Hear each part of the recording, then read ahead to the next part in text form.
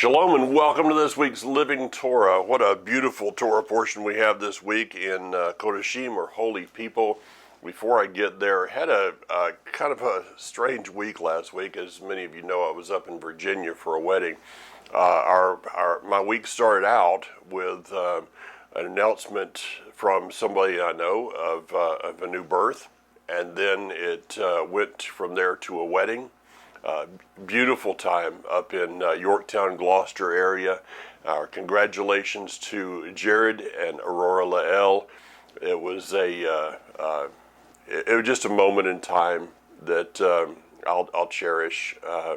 To see this couple and to have been a part of their meeting was very special. So to the grandparents and to parents and everybody, thank you for allowing me to be a part of that. And then ended up the week with the passing of Kathy's brother-in-law. And so in 1 week, it was really the stages of life, of life goes on with new birth, of a marriage, and then death. And so Kathy left right after, well, she left Sunday morning early, prior to daylight actually, and is up in Pennsylvania with her sister and family coming in.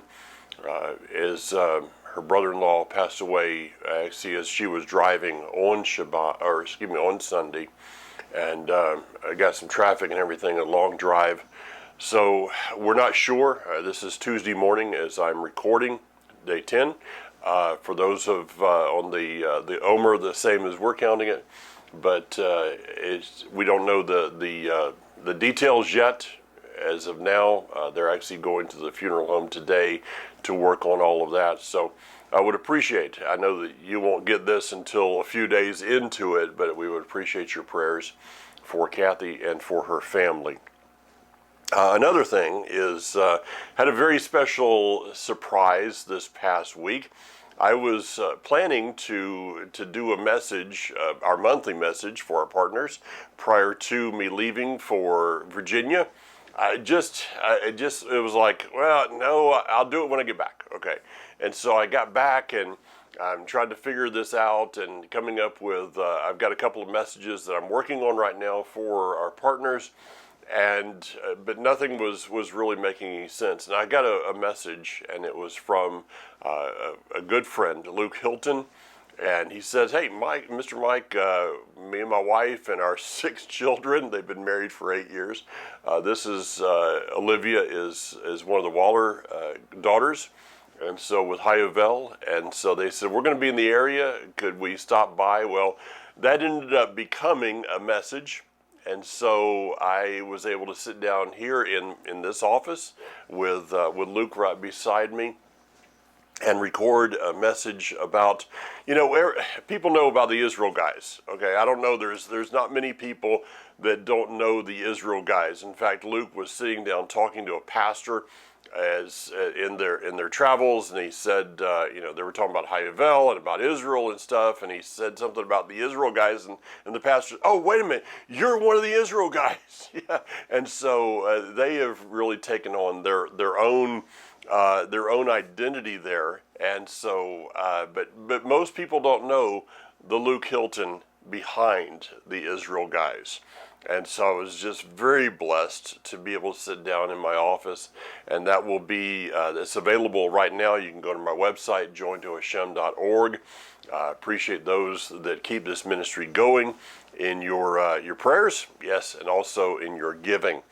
All right, let's get to Vayikra, Leviticus, chapter 19. Kodashim, holy people.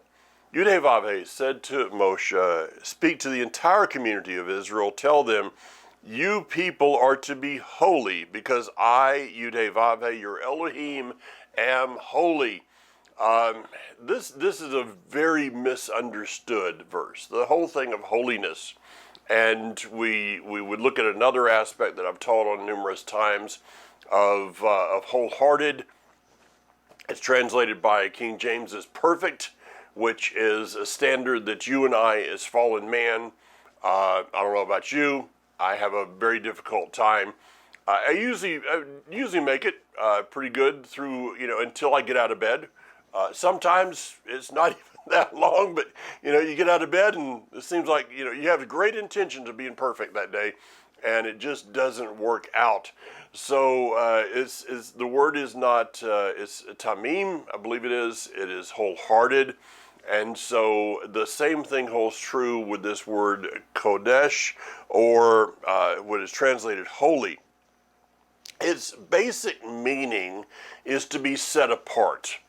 Okay? I mean, this is something that we do on a daily basis. When I did the wedding this past week for Jared and for Aurora Lael, they were agreeing to, in covenant, be set apart to one another. We put the rings on the fingers. What does that ring mean? It means I am set apart unto someone else. But we do this in everything of our life, that we set things apart. You may, we have Shabbat, which is set apart, but look in your kitchen, okay? Your frying pan is set apart for a certain food that you're going to make. The pots and pans, everything is set apart. You have utensils that are set apart. You have different clothing that is set apart. You probably don't. Well, it was a time in history that people set apart their pajamas for bedtime. Well, now it's also Walmart shopping clothes, but that's another subject. We have things in our lives that are set apart. And so this same thing holds true moving into, and it is the word here is it is a kof, which is a fascinating letter, and I'm going to go into a little bit of that. So in the time in ancient Israel, they began to place the letter kof on a box or whatever. They would inscribe it, and that means that what was in that container, that box, whatever it was set apart. Okay, I mean, we look at that with the Ark of the Covenant. It was set apart, and if you did not treat it in a set apart nature, well, it wasn't going to go well for you. You set apart things in that day. So they use this kind of like we would do today. You mail a package and you put fragile on it. And that is supposed to, in the mind of the post office or UPS, FedEx, whoever, to treat that in a different manner than you treat everything else. Does that happen? Not according to the way I get boxes in. But it is about position. Okay, the word holy, kadosh, is about position, not about performance. And we're going to go into that in just a moment. But let me explain it to you like this. Aaron what about his position? He was the high priest. He was set apart for an office. Okay, but what happened in his performance? Golden calf. His two boys were set apart in a position, but look at their performance, which was the unauthorized fire. Eli. I'm reading through right now the books of 1st and 2nd Samuel, and with Eli, he was set apart, but look at his performance. He ended up, in the end, blind, fat, and his family out of control. His performance was not too good. Look at his boys. They were set apart. They were kadosh. But what about their performance? Now, if we look at the two different aspects here of Aaron with the golden calf and Eli with his lack of performance regarding his children, what was the end result of both? It was death. On Mount Sinai, we see, what was it, 3,000 people, I believe, that died on that day. And please don't quote me on that. I kind of skipped over my research on that one. With Ellie, it ended up being 30,000 after the ark was captured, and the people looked upon the ark. 30,000 people died because they did what? They looked upon the ark. They were set apart, but their performance did not line up with their position. Now, I'd like you to consider something. I'm going to ask a question of you, and I think this would be one of those good times for you to consider the question, listen to it, consider it, and then maybe schedule a time later, or turn this off, right in just a few moments, and be honest with yourself. I think that this one question is a question of freedom or bondage. And it is crucial that we become honest about our answer to this, because an honest answer will bring forth freedom. So, regarding our relationship, regarding our life with our Creator is, and I'm talking to me as I'm talking to you, but I'm going to ask the question directly to you. Do you focus more on your position or on your performance?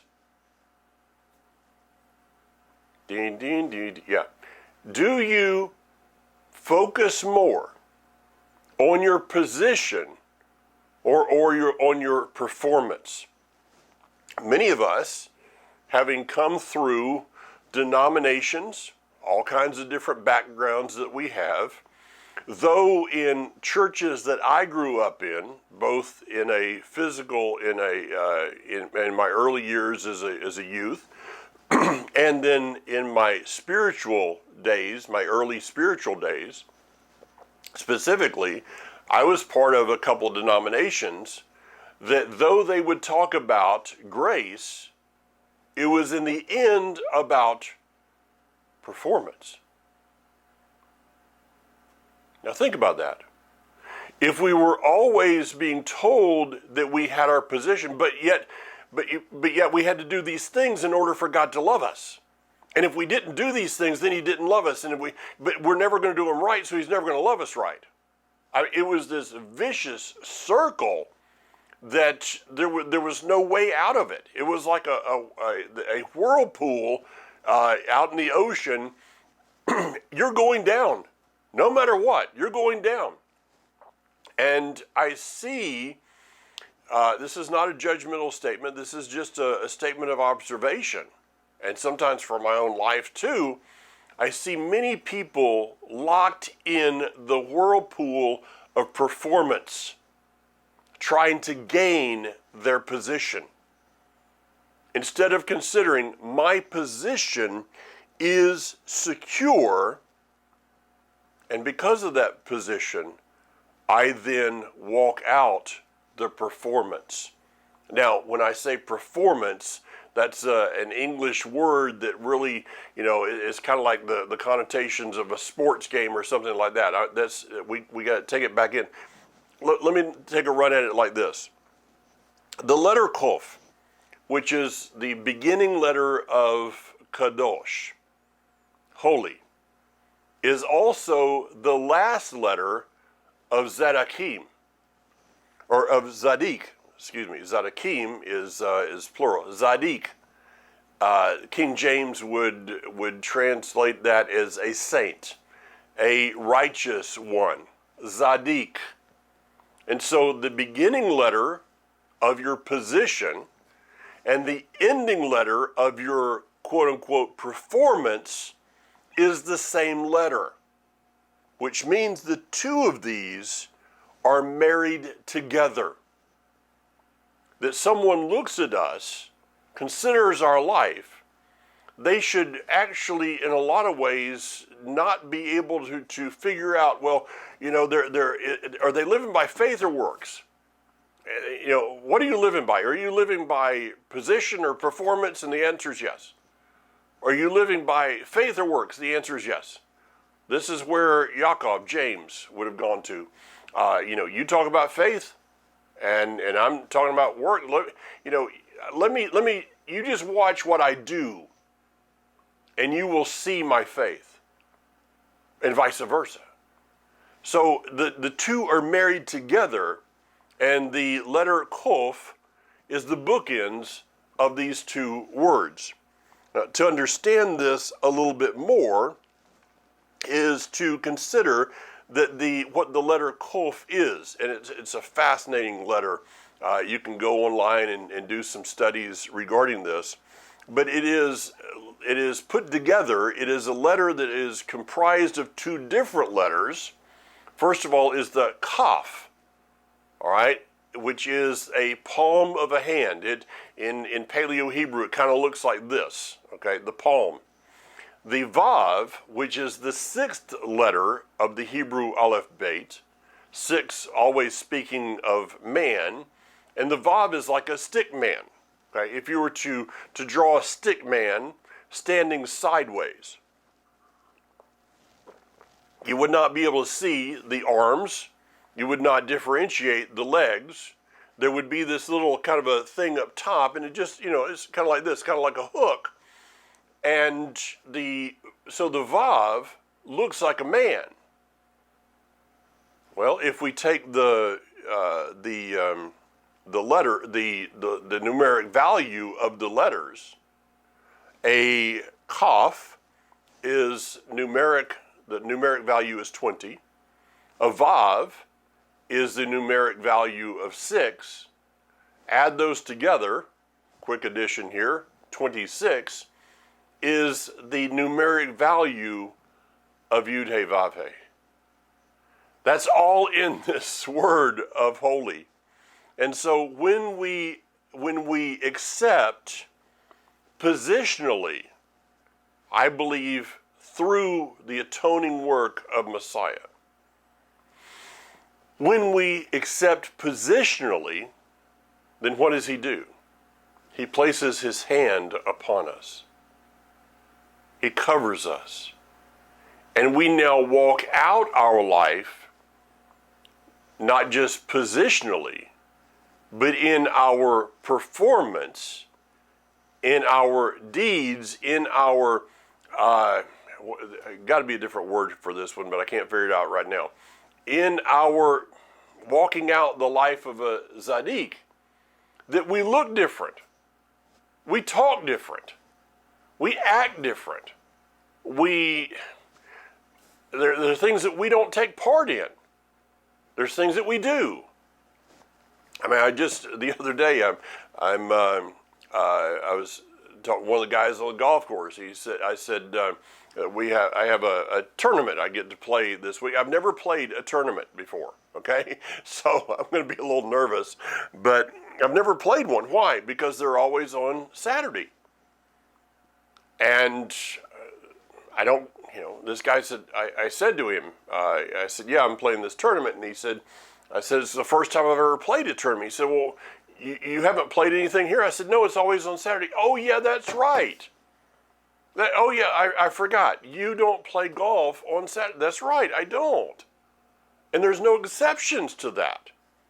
Okay, I try not to make exceptions on Shabbat. Shabbat is Shabbat. We're going to get to that in just a few moments.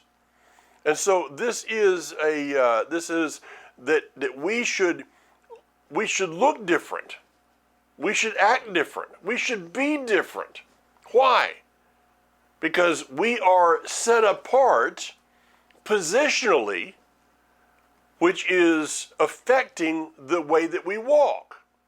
Now, one more aspect of this, and I'll just let you run with this one yourself later on, is the Aramaic of this word is kufa, and it is the English on this is the eye of a needle.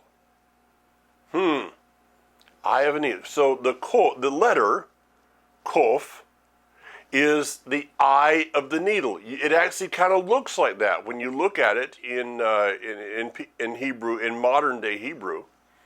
So it's an eye of a needle, and the word for camel is also can also be translated as large rope. So is this what Yeshua was talking about when in Matthew chapter 19 verse 26 it is easier for a camel to go through the eye of a needle than a rich man to get into heaven? I mean, was he talking about camels? And was he, talking about this thing that's been, the best of my study, made up through the years?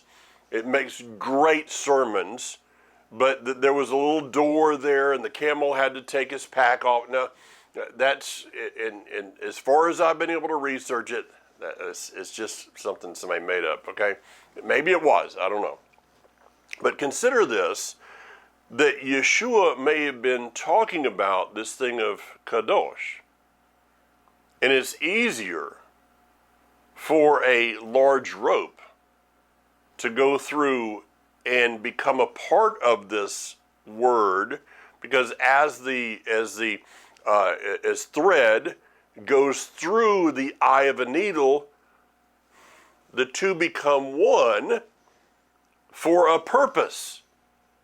Okay, again, I'm going to let you kind of roll with that one on your own, but just consider it. Now, here's one more aspect of this. We're still in the first verse. One more aspect of this is that if we spell out the letter kof, it is a kof, a vav, and a final pei, which, by the way, is the Hebrew word for monkey. How amazing, isn't it? That when we walk away from our position in Him, it's just ironic, isn't it?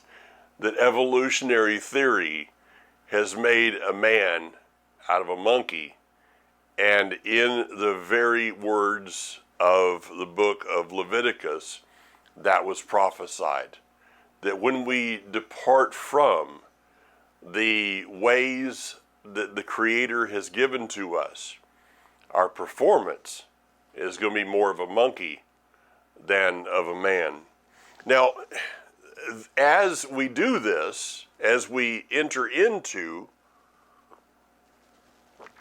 that position, then what we do with that position is now our status as the Zadik, the saint, the set apart one. It is about our walk. And so he goes from there, and the first thing that he says about our walk is every one of you is to revere his father and mother. Now, the word revere or honor is a word. This is a very difficult. I still deal with this, trying to figure this one out, because trying to get away from the word fear, it always brings you back to it, because the first time that this word is used is with Adam and Eve in the garden, when it says they were naked and they were afraid. So what is this about? It says every one of you is to honor his father and mother. Are we to be afraid of our father and mother? Hopefully not. I mean, I know situations in my own life that there was an unholy fear of my father. This, and I'm not going to go into this completely because I've taught on this so many different times, but the way that our view our attitude toward our earthly mother and father is tied to, many times, how we react to our heavenly Father. And so if I don't have an appropriate view, which means I have to separate their actions. For me, you guys, I've been very honest and open about my own situation. For the most part, there's things that people don't know, but there's this concept of how do we honor a person who at times is not honorable.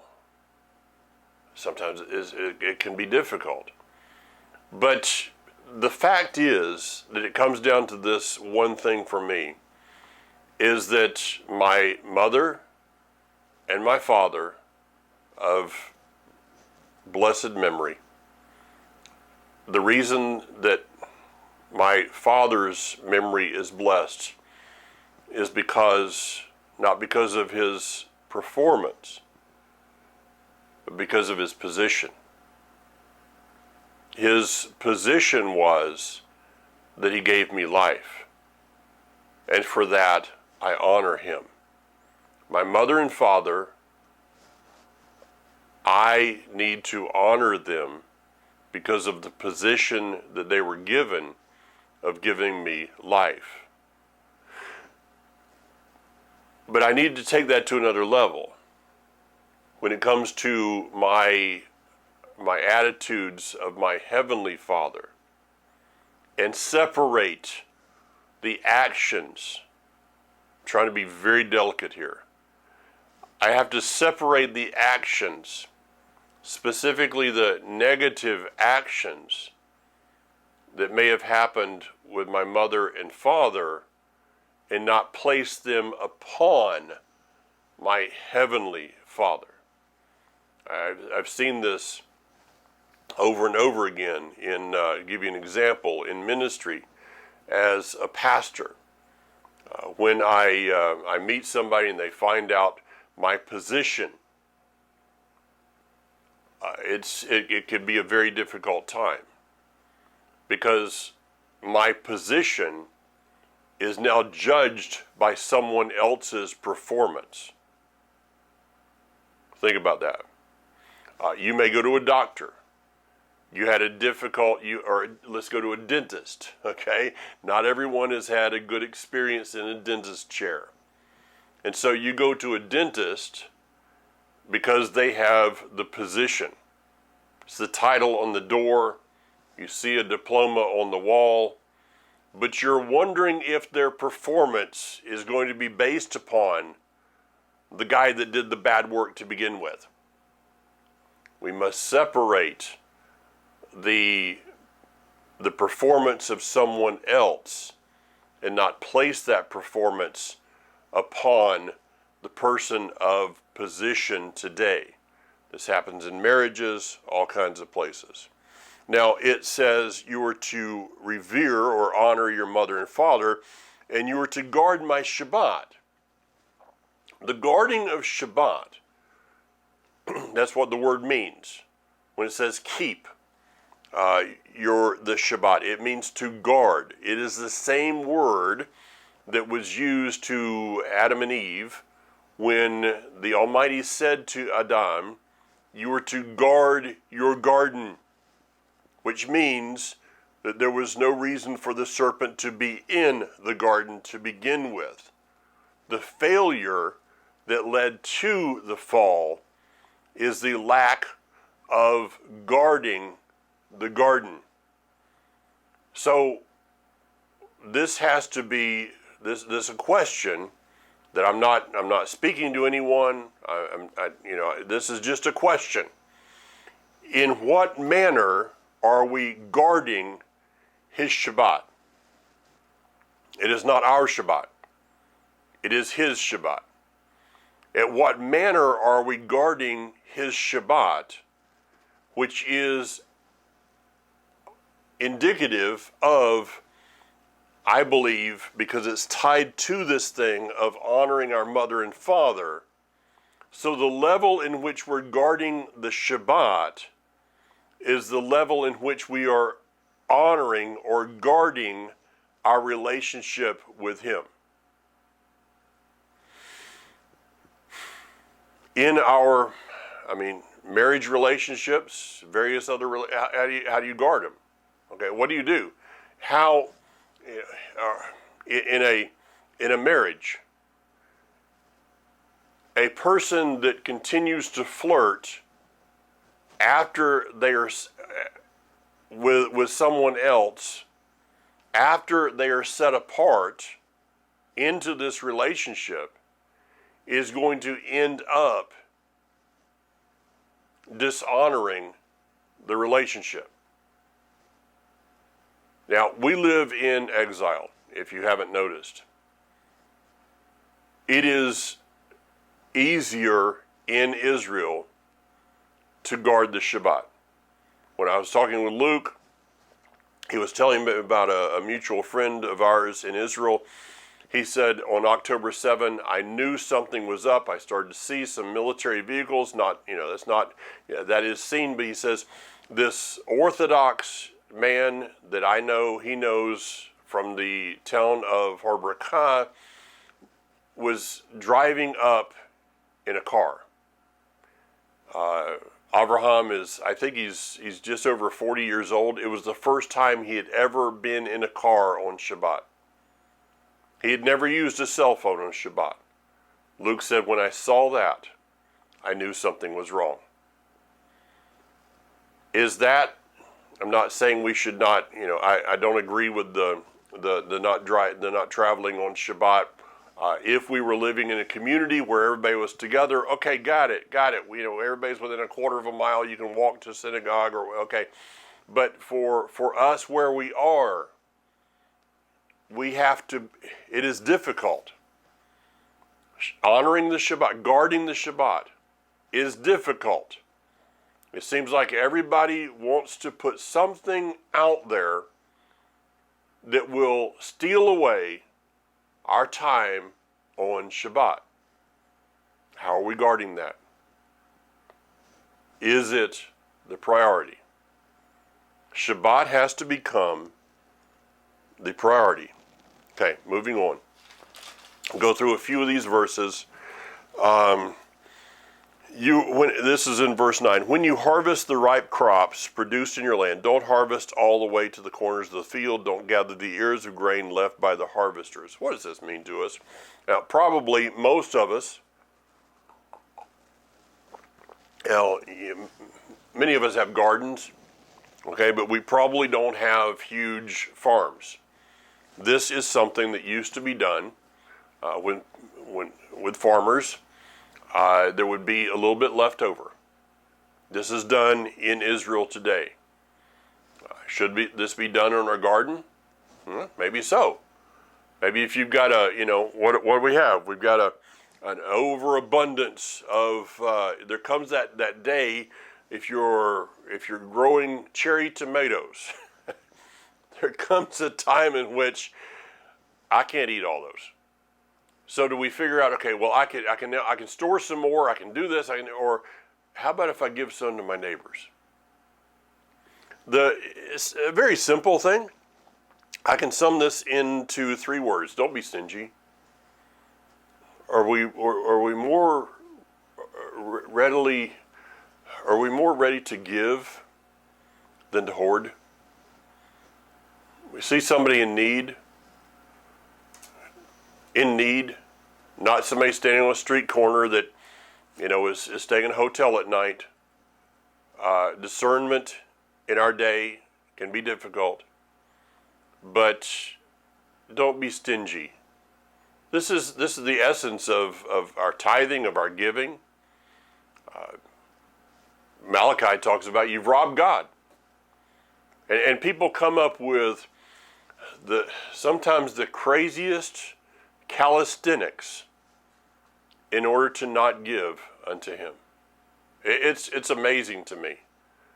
I had somebody look at me years ago that, not being judgmental, this is just an observation, that had everything they could imagine.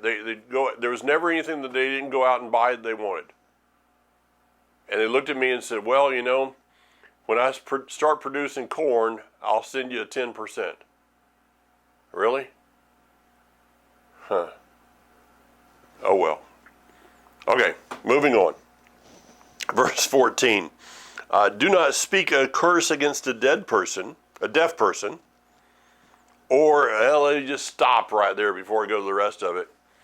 Have you ever said, well, that person will never get it regarding this walk? That person's a lost cause. You know what you've done? You've spoken a curse over a deaf person. Yeah, you're talking to them.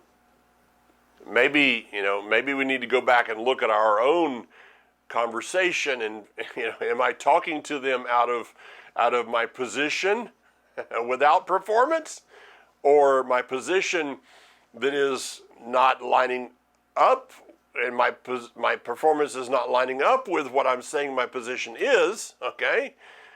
I'll just let you run with that one for a little while. But what about, somebody that you've talked to, and it seems like they're just deaf. And so what do? You pronounce a curse on them. They'll never get this. They're just too spiritually stupid to get it. Yeah, I know. I know me. Or place an obstacle in the way of a blind person. They can't see. You're talking to them. They can't see. Why should I be? I just don't see it. And so a judgmental attitude becomes an obstacle in them seeing. We're not to be the curse. We're not to be the obstacle. Moving on.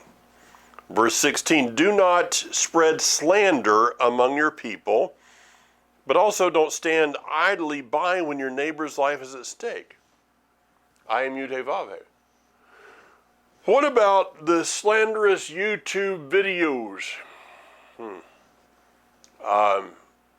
Last week I talked about being an agent of reconciliation instead of an agent of division and destruction.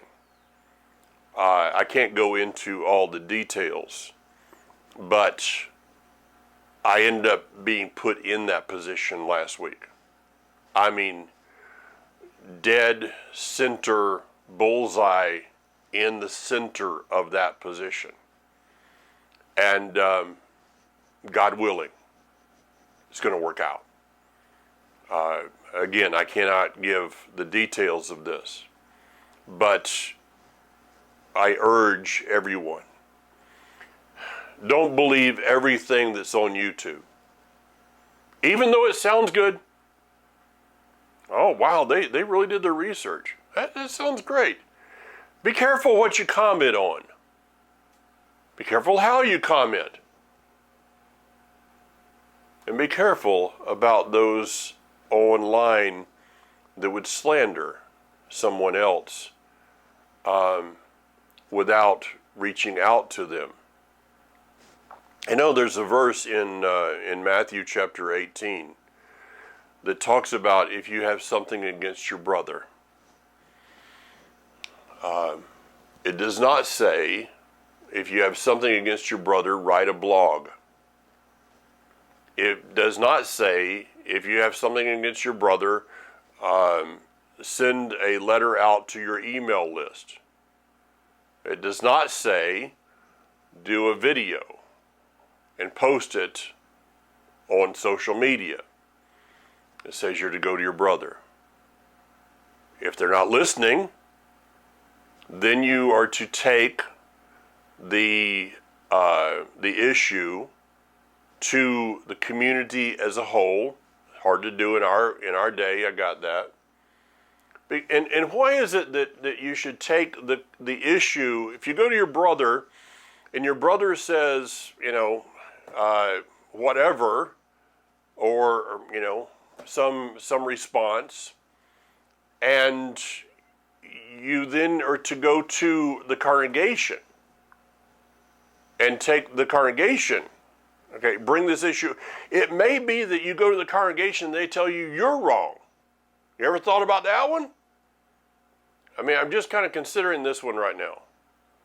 That you go to your brother and your brother says, hey, I don't agree with you. And you're like, well, this is the way it is. And so you go to the leaders, to the elders, and sit down and explain the situation. They look at you and say, well, there's a reason why that your brother didn't agree with you, because you're the one in the wrong. Or maybe they say you're right, and then read Matthew 18.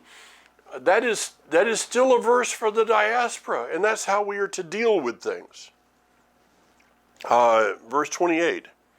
This is a difficult verse here because we have people, let me just read the verse, okay? Do not cut gashes in your flesh when someone dies, or tattoo yourself. All right, I'm not judging anybody that has tattoos. I don't like needles. I mean, to the point I really don't like needles. I used to have, I've had fillings done without Novocaine because I can't stand the needle, okay? That's how much of an adverse reaction I have mentally to a needle. I would have made a terrible drug addict. So, I'm not judging somebody. But what is this about? What is this about? Do not cut gashes in your flesh when someone dies. Do not allow, let's take it to a spiritual aspect. Do not allow the marks that we all have to define us. Okay, I don't have any gashes. I don't have any tattoos because I don't like needles. But below the surface, there are more gashes than people know. Not trying to, just there are, okay? And you have them too. And I teach about this when I talk about the shofar. We all have gashes. We all have scars. We all have things that have happened to us in our lives.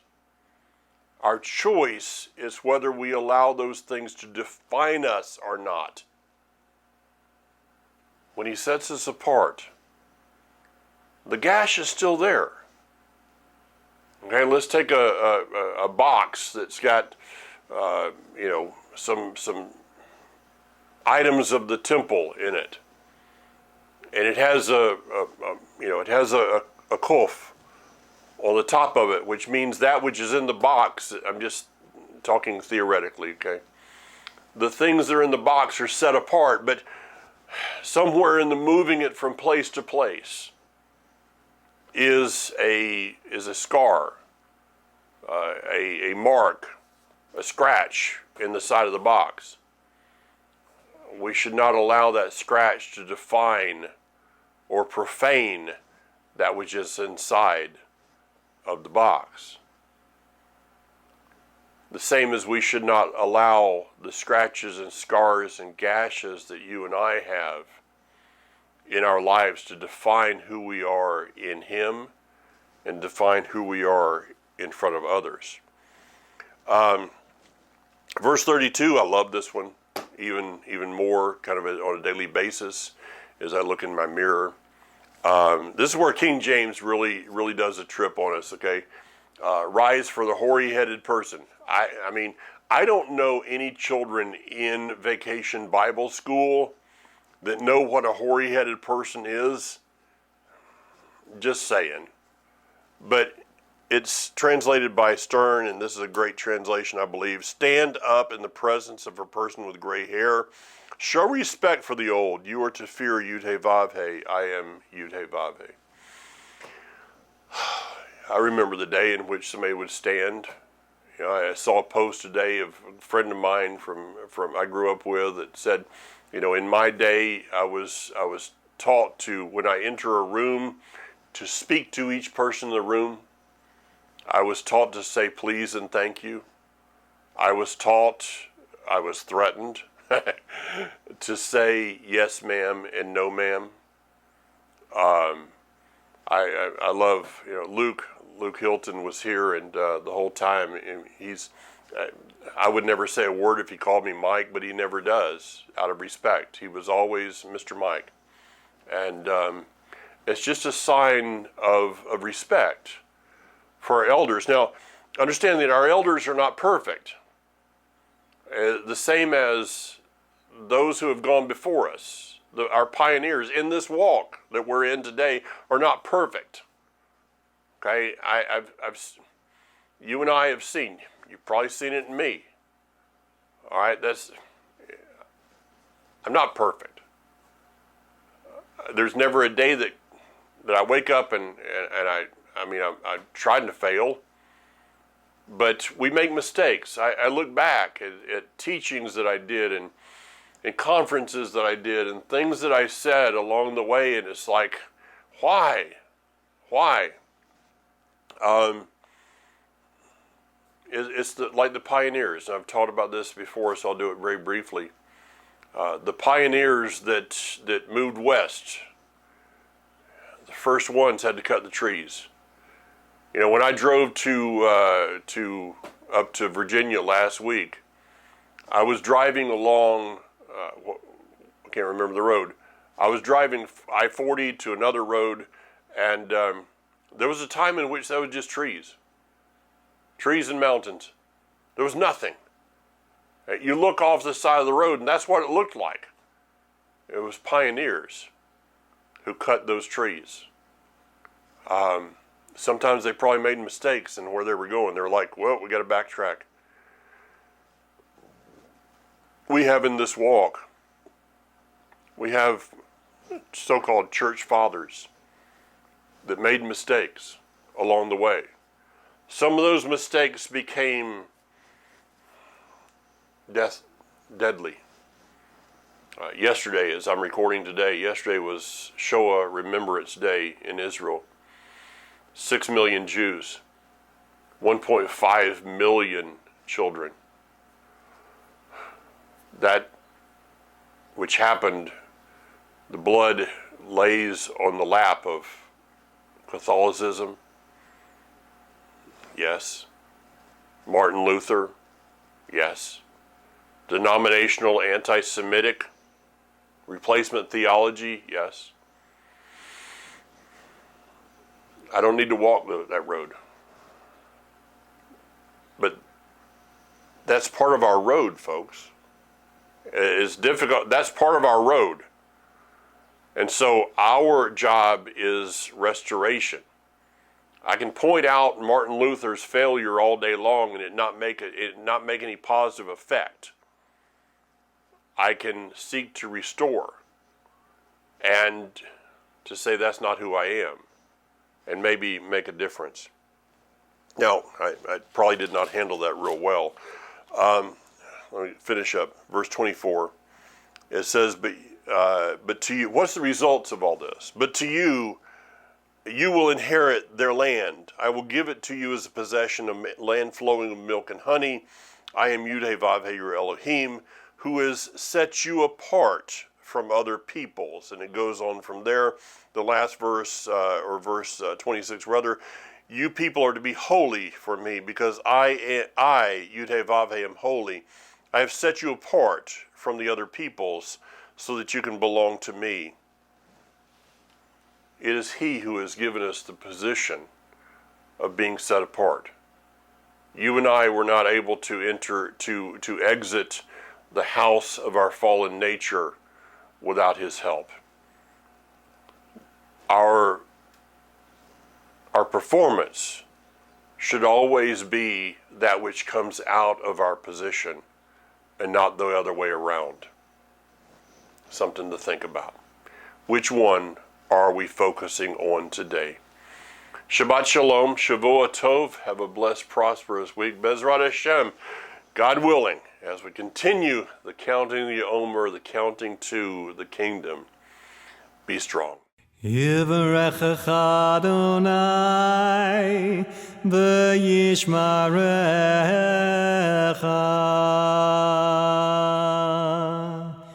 Ya'er Adonai panav elecha v'yichunecha.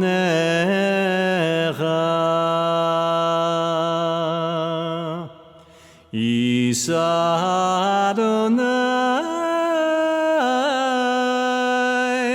panav elecha